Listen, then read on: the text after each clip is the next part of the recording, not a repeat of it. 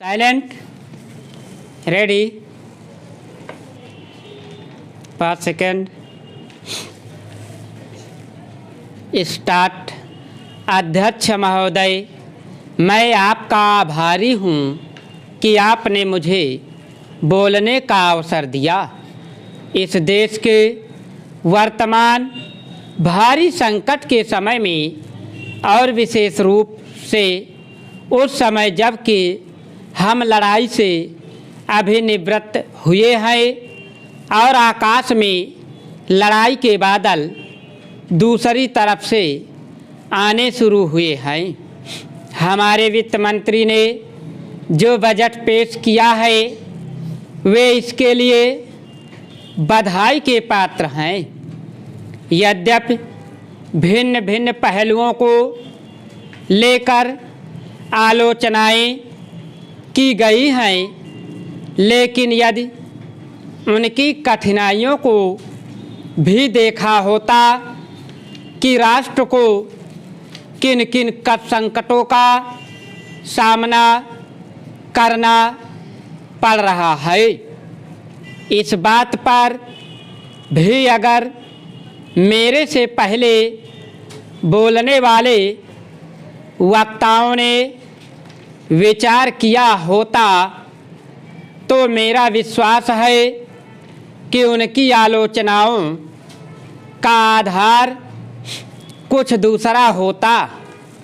उन्होंने ऐसे कठिन अवसर पर यह एक संतुलित बजट पेश किया है, उसके लिए मैं उन्हें बार बार बधाई देता हूँ, लेकिन साथ ही साथ मैं आपका यह कर्तव्य समझता हूँ कि कुछ ऐसे विचार भी उनके सामने प्रस्तुत करें जिससे उनकी कठिनाइयाँ कुछ हल हो जाएं।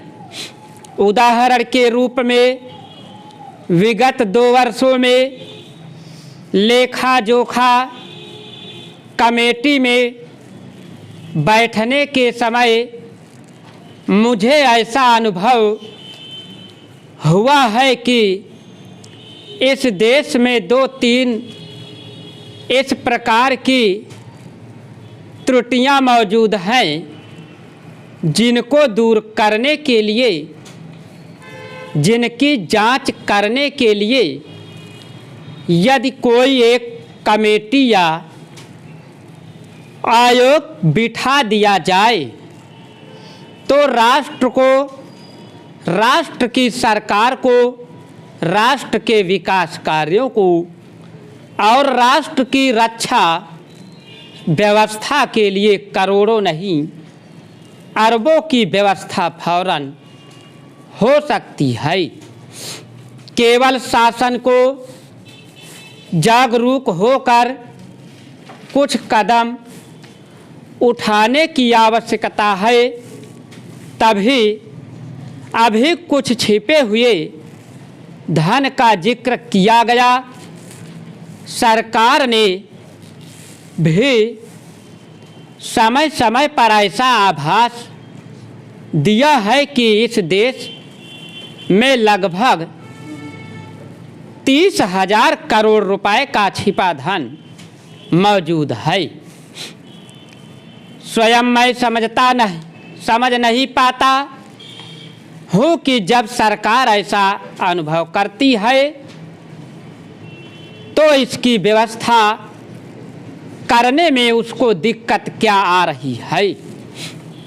ऐसा मालूम होता है कि कहीं इच्छा शक्ति की कमी है।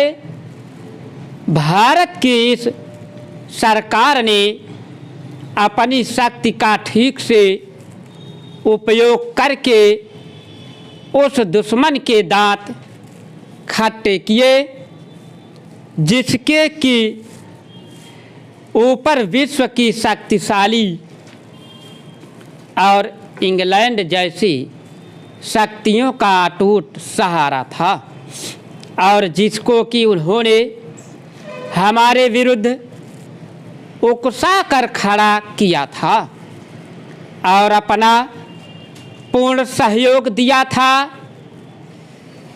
अभी कुछ छिपे हुए धन का जिक्र किया गया। स्टॉप। अगर तुम लोग नए हो तो सब्सक्राइब करो, वो जो लाल वाला बटन है उसके साथ सूर्य नमस्कार करो या फिर अनुलोम विलोम, मुझे नहीं पता, बस क्लिक हो जाना चाहिए। अब